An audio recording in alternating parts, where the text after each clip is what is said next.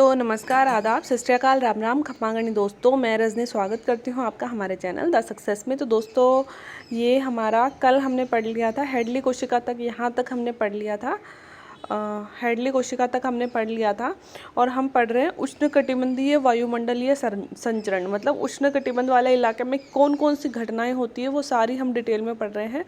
आज हम 2-3 बहुत इंपॉर्टेंट टर्म्स पढ़ेंगे जो हमारी ज्योग्राफी में बहुतों बार क्या मतलब ज्योग्राफी का नाम सुनते ही ऐसी चीज़ें पूछी ही जाती हैं, तो वो इम्पोर्टेंट टर्म पढ़ने वाले हैं। तो बिना किसी देरी के शुरू करते हैं। उष्णकटिबंधीय पूर्वी जेठ धारा, है ना, कई बार हेडली कोशिका से रिलेटेड यह घटना पूछी जाती है। तो जेठ धारा वे शक्तिशाली पवने हैं जो क्षोभमंडल के पास भूविक्षेपी प्रभाव से युक्त विसर्पण करता हुआ लगभग संपूर्ण ग्लोब में प्रवाहित होता है। तो जैसा कि थोड़ा सा चित्र जैसा मैंने बनाया है कि क्षोभमंडल के पास में जेठ धाराएं मतलब चलती हैं विसर्पित करते हुए, यूँ चलती हैं, है ना, विसर्पित करती हुई। और किस वजह से जेठ धाराएं चलती हैं? भूविक्षेपी प्रभाव से चलती हैं, ठीक है, भूविक्षेपी प्रभाव के कारण। और कहाँ चलती है? लगभग संपूर्ण ग्लोब में प्रवाहित होती है। श्रृंग और ग्रत का निर्माण यह करती हैं। तो ये वाला जो होता है ऊंचा भाग ये श्रृंग कहलाता है और ये जो नीचा भाग होता है वो गर्त कहलाता है। जेठ धारा की उत्पत्ति त्रिकोशिकीय संचरण में तापीय विरोधाभास के कारण होती है। जो त्रिकोशिकीय संचरण है मतलब हेडली चक्र, हेडली कोशिका, फेरल कोशिका और ध्रुवीय कोशिका, इनमें जो ये तापीय विरोधाभास होता है, उस तापीय विरोधाभास के कारण जेठ धारा की उत्पत्ति होती है। ठीक है, जेठ धाराएं भूविक्षेपी पवने हैं जो भूविक्षेपी पवने हैं। तो अगर हमसे पूछा जाए कि जेठ धाराएं किस प्रकार के पवने हैं, तो हम कहेंगे भूविक्षेपी पवने हैं। जो श्रृंग होता है उनका, जेठ धाराओं का, वहाँ पे चक्रवातीय दशा बनती है और जो गर्त होता है वहाँ पे प्रतिचक्रवातीय दशाएं बनती हैं। तो इस तरह से जो जेठ धारा बहती है तो श्रृंग पे चक्रवातीय दशा बनती है, मतलब बारिश होती है, और जो गर्त वाले स्थान होते हैं वहाँ पे प्रतिचक्रवातीय दशा मतलब शुष्क दशाएं रहती है। सूर्य के आभासी संचरण से मौसमी परिवर्तन भी, इनमें भी परिवर्तन होता है, मतलब सूर्य का जो आभासी संचरण होता है उसके साथ में ही जेठ धारा का भी संचरण हो जाता है।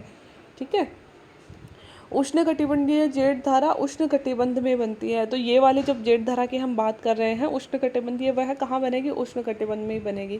जन्म कौन से उसमें होता है? ग्रीष्म काल में। क्योंकि दोस्तों एक चीज़ हमेशा याद रखिएगा, तापीय विरोधाभास ना ग्रीष्म काल में ज़्यादा होता है, शीतकाल में हमेशा तापीय विरोधाभास कम होता है। तो इस प्रकार के पवनों की उत्पत्ति जो है वो हमेशा ग्रीष्म काल में ही होती है। स्थिति दक्षिणी एशिया व अफ्रीका में 30 डिग्री नॉर्थ से 25 डिग्री साउथ के बीच में। हम बात कर रहे हैं दक्षिणी एशिया और अफ्रीका की। जैसे कि ये है दक्षिणी एशिया, यूँ आता है, और ये इधर अफ्रीका जाता है। तो दक्षिणी एशिया और अफ्रीका में लगभग हमारी भूमध्य रेखा इधर से गुजरती है, तो भूमध्य रेखा 23.5 पे गुजरती है। तो यहाँ 25 से लेकर 30 डिग्री के मध्य में इस जेठ धारा की जो है वह उपस्थिति होती है। ठीक है, और इसकी स्थिति होती है। उष्णकटिबंधीय पूर्वी जेठ धारा की जो संकल्पना दी थी वह दी थी पी कोटेश्वरम ने। तो हमारे लिए बहुत इंपॉर्टेंट है। हमने जब विद्वान पढ़े थे तब हमने पढ़ा था कि पी कोटेश्वरम एकमात्र हमारे भारतीय विद्वान है, भारतीय भूगोलज्ञ हैं जो बहुत ही फेमस है, और इन्होंने उष्णकटिबंधीय पूर्वी जेठ धारा की संकल्पना दी थी। और यह जेठ धारा भारतीय मानसून की उत्पत्ति में इन्होंने सहायक बताई थी। अगर इसकी ऊंचाई पूछी जाए तो 8,000 से 12,000 मीटर ऊंची होती है। दोस्तों हर एक जो फैक्ट लिखा हुआ है ना उष्णकटिबंधीय जेठ धारा वाले पॉइंट में, सब इंपॉर्टेंट है। श्रृंग में क्या होता है, गर्त में क्या होता है, ऊंचाई कितनी होती है, दिशा कौन सी होती है, कहाँ चलती है, हर एक चीज़ पूछी गई है एग्जाम में। ठीक है, उत्तरी गोलार्ध में यह तिब्बत के पठार पर अत्यधिक जब गर्म हो जाता है तो चक्रवातीय दशा बनेगी। यहाँ से हवा गर्म होकर ऊपर उठेगी और ऊपरी वायुमंडल में प्रति चक्रवातीय दशा का निर्माण करेगी। तो पी कोटेश्वरम जी ने कहा कि उत्तरी गोलार्ध में जो तिब्बत का पठार है वो महत्वपूर्ण भूमिका निभाता है, और गर्मियों में जब तिब्बत का पठार अत्यधिक गर्म हो जाता है तो यहाँ पे तो चक्रवातीय दशाओं का निर्माण हो जाता है। तो यहाँ से हवाएं ऊपर उठने लगती हैं, और इसके अलावा जो हवाएं यहाँ से ऊपर उठती हैं वह ऊपरी वायुमंडल में जाकर नीचे बैठेंगी और वहाँ पे प्रति चक्रवातीय दशाओं का निर्माण होगा। हाँ, तो यहाँ से गर्म होकर ऊपर उठेंगे तो ऊपरी वायुमंडल में प्रतिचक्रवातीय दशा का निर्माण होगा। फिर वहाँ से पूर्व की तरफ विक्षेपित होकर वायु कोरियोलिस से विक्षेपित होकर क्षोभमंडलीय सीमा के पास तीव्र गति से हिंद महासागर में मेडागास्कर के पूर्व में मैस्करनीज द्वीप समूह के पास उतरेगी, जिस कारण से वहाँ पे उच्च दाब बनेगा। दोस्तों स्थिति ये होती है, देखो कि ये तो प्रायद्वीप, ये अरब प्रायद्वीप हो गया, ये यहाँ पे इंडिया हो गया, ये इंडोनेशिया वाला क्षेत्र हो गया, यूँ यूँ है ना। तो ये कह रहा है कि यहाँ से हवाएं उस तिब्बत के पठार से ऊपर उठती हैं, ठीक है, ऊपर उठ के यहाँ मान लो क्षोभमंडल के पास जाके नीचे बैठती है, यहाँ से ये इधर विक्षेपित हो जाएंगी और इधर विक्षेपित होकर, ये कह रहा है सॉरी, पूर्व की तरफ विक्षेपित हो जाएंगी, इधर नहीं, पूर्व की तरफ विक्षेपित हो जाएंगी। ये जो अफ्रीका महाद्वीप है, इसके नीचे जो मेडागास्कर द्वीप है, यहाँ से विक्षेपित होकर मेडागास्कर द्वीप के यहाँ पे बैठेंगी। यहाँ पे बैठेंगी तो यहाँ पे उच्च दाब का निर्माण कर लेंगी। फिर इस उच्च दाब से हमारे इधर की तरफ जो निम्न वायुदाब का निर्माण हो रहा है, उच्च वायुदाब से इधर की तरफ पुनः हवाएं चलने लगेंगी। फिर यहाँ से ऊपर उठेंगी, फिर पूर्व की तरफ विक्षेपित होकर मेडागास्कर के पास बैठेंगे। फिर मेडागास्कर उच्च वायुदाब से इधर इंडोनेशिया और मलेशिया की तरफ निम्न दाब का निर्माण हो जाता है, इधर चलेंगी और इधर चलकर फिर से मतलब ऊपर उठेंगी। इस तरह से एक चक्र का निर्माण हो जाता है, ठीक है। ये बात बोलना चाह रहा है। पूर्व की ओर विक्षेपित होकर वायु कोरियोलिस बल से क्षोभमंडलीय सीमा के पास तीव्र गति से हिंद महासागर में मेडागास्कर के पूर्व में मैस्करनीज द्वीप समूह के पास उतरेगी, जिस कारण से वहां पे उच्च दाब बनेगा। इस कारण मैस्करनीज द्वीप समूह से तिब्बत के पठार की ओर तीव्र दाब प्रवणता का निर्माण होगा, क्योंकि मैस्करनीज या मेडागास्कर के आसपास अब उच्च दाब बन गया, जबकि तिब्बत के पठार की तरफ हमारा निम्न दाब था। तो हमेशा पवनें उच्च दाब से निम्न दाब की ओर चलती हैं। दाब प्रवणता का निर्माण हो गया तो इधर से निम्न दाब की ओर पवनें चलने लगेंगी।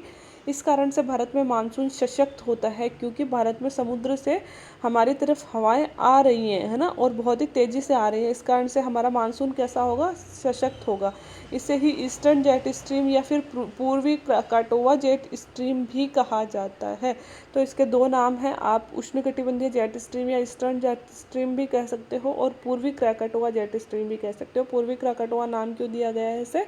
पूर्वी क्राकाटोवा नाम क्राकाटोवा द्वीप की वजह से दिया गया। क्राकाटोवा द्वीप पर एक बार बहुत बड़ा भूकंप आया था, जिसकी वजह से भी क्राकाटोवा द्वीप फेमस है, ठीक है।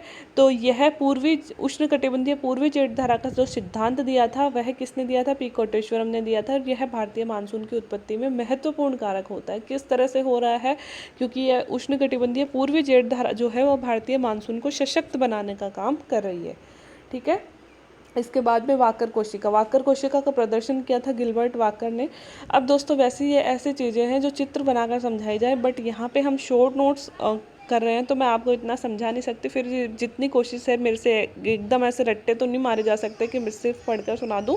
अपनी कोशिश के अकॉर्डिंग मैं थोड़ा सा एक्सप्लेन करने की कोशिश ज़रूर करती हूँ। आई होप कि आप लोग समझ पा रहे होंगे, है ना, इन चीज़ों को। हाँ, और कल मैंने एक वीडियो डाला था जिसमें मैंने लिखा था कि इस वीडियो के नीचे जो भी आपके प्रॉब्लम सॉल्यूशन है वो कमेंट आप कर सकते हो। तो नीचे आपने ढेर सारे कमेंट कर दिए और आज का टाइम और है, कल मैं वीडियो बना दूँगी उसके ऊपर।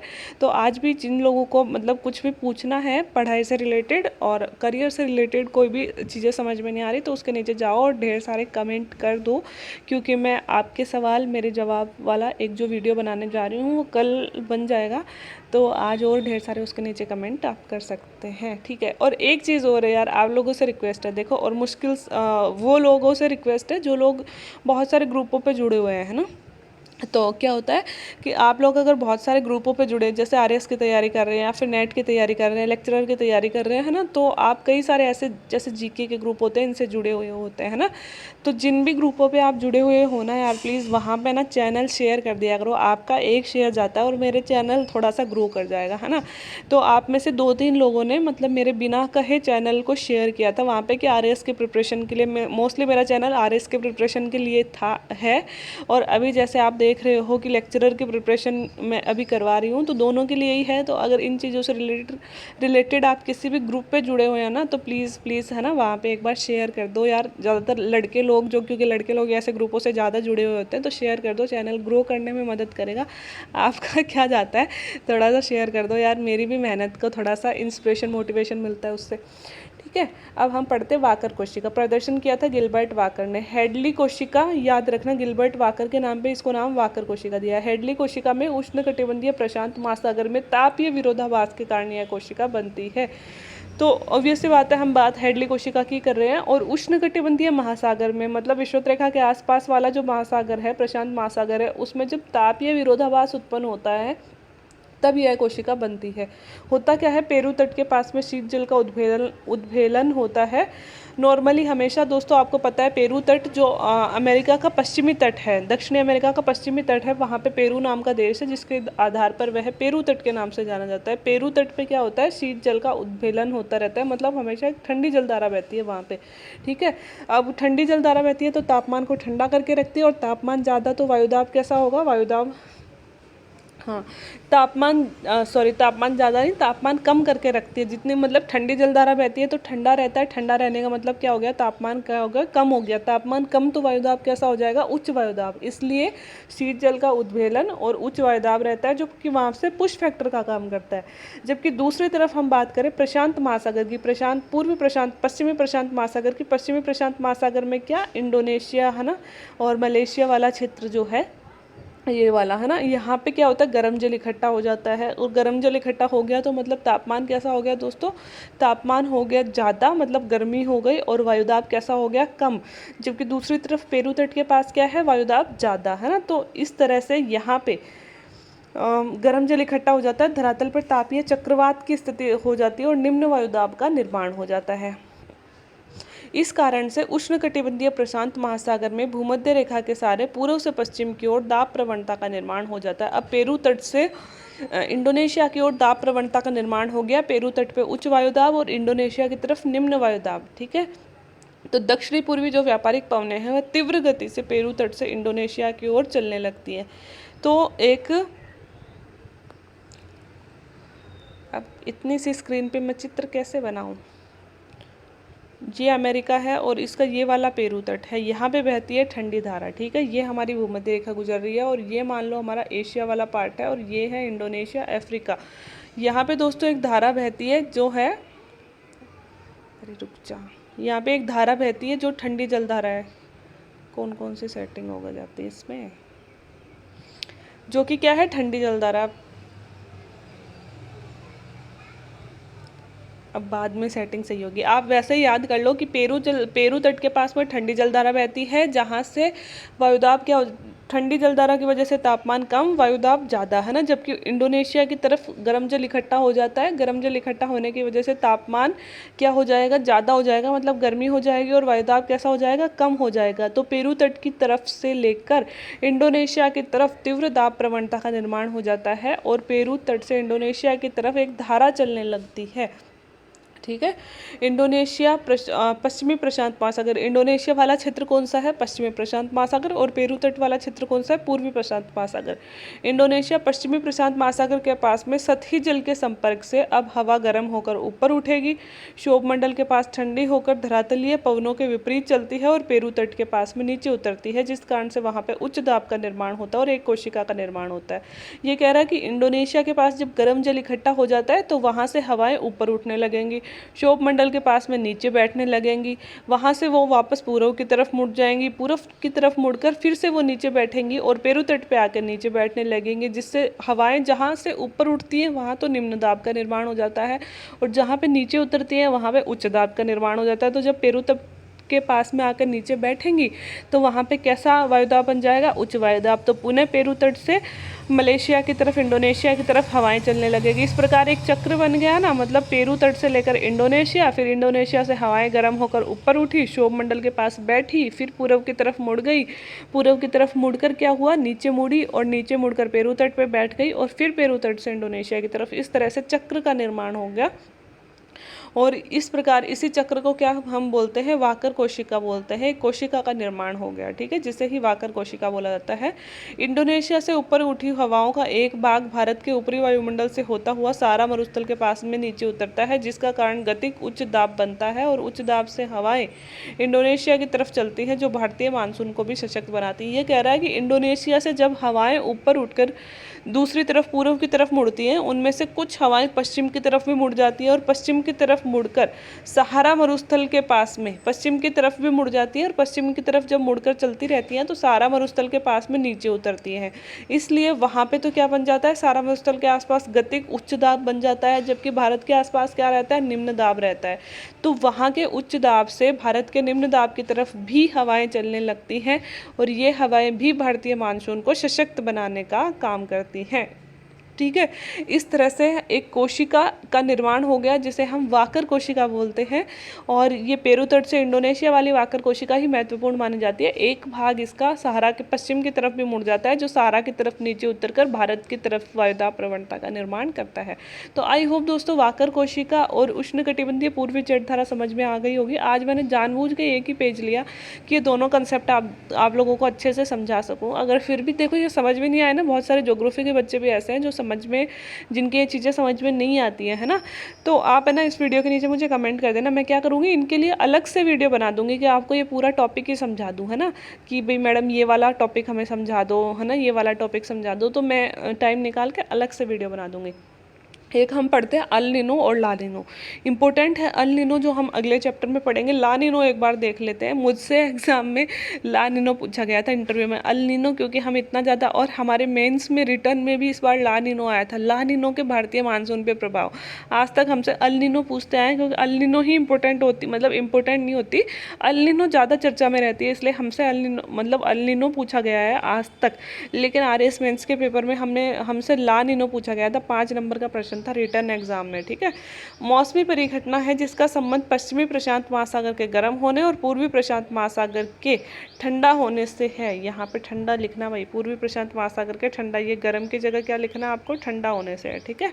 तो यह एक मौसमी परिघटना है जिसका संबंध किससे है, पूर्वी प्रशांत महासागर तो हो जाए गर्म और पश्चिमी प्रशांत महासागर तो हो जाए गर्म और पूर्वी प्रशांत महासागर हो जाए ठंडा। जो नॉर्मल यही होता है, नॉर्मल यही, मतलब पश्चिमी प्रशांत महासागर मतलब इंडोनेशिया वाला भाग, पूर्वी तट और पूर्वी प्रशांत मतलब पेरू तट वाला भाग। तो पेरू तट ठंडा ही रहता है और पश्चिमी प्रशांत वाला गर्म ही रहता है ना। तो ये नॉर्मल वाली परिघटना ही है। ला नीनो में पेरू तट पर शीत जल का उद्वेलन होता है और यह पुश फैक्टर का काम करता है। और ला नीनो की स्थिति में जो आटाकामा मरुस्थल है वह शुष्क रहता है। आपको पता है पेरू तट के आसपास कौन सा मरुस्थल पाया जाता है, आटाकामा, वह शुष्क रहता है। जबकि पश्चिमी प्रशांत महासागर में इंडोनेशिया में आर्द्र मौसम बना रहता है। क्यों, क्योंकि पेरू तट से इंडोनेशिया की ओर हवाएं चलती है। ला नीनो में भारतीय मानसून सशक्त रहता है। क्यों, क्योंकि हमने पढ़ लिया सहारा वाला एक चक्रवात इधर भी आता है, मतलब एक दाब का निर्माण इधर भी हो जाता है, और इंडोनेशिया वाले से की तरफ जो हवाएं चलती है वो भी भारतीय मानसून को सशक्त बनाती हैं। ला नीनो में पेरू तट का मत्स्य उद्योग पूरी तरह से विकसित रहता है। हालांकि देखो दोस्तों, ला नीनो में पेरू तट सूखा रह जाता है, लेकिन पेरू तट पे इसी सूखे की वजह से मत्स्य उद्योग जरूर विकसित हो जाता है ना। और ला नीनो को अल नीनो की छोटी बहन बोला जाता है ना। ये मुझसे पूछा गया था इंटरव्यू में कि अल नीनो की छोटी बहन किसे बोला जाता है, अल नीनो को चाइल्ड ऑफ यीशु क्राइस्ट क्यों बोला जाता है। ये सब हम कल अगले वाले लेक्चर में डिस्कस कर लेंगे। आज के लिए इतना ही। अगर वीडियो अच्छे लग रहे हों तो please like, share and subscribe my channel. और प्लीज़ प्लीज़ प्लीज़ दोस्तों, जो भी लड़के लोग हैं जो ग्रुपों से जुड़े हुए हैं, चैनल को वहाँ पे शेयर कर दो कि RAS की प्रिपरेशन और ज्योग्राफी स्कूल लेक्चरर के प्रिपरेशन के लिए चैनल है। तो जिसको भी अच्छा लगता है वो मतलब उसको लाइक, शेयर एंड सब्सक्राइब कर ले, थोड़ा सा है ना मदद कर दो। चैनल को ग्रो करने में मैं आपकी मदद कर रही हूँ, आप भी थोड़ी सी कर दो। ठीक है। बाकी वीडियो देखने के लिए थैंक यू सो मच।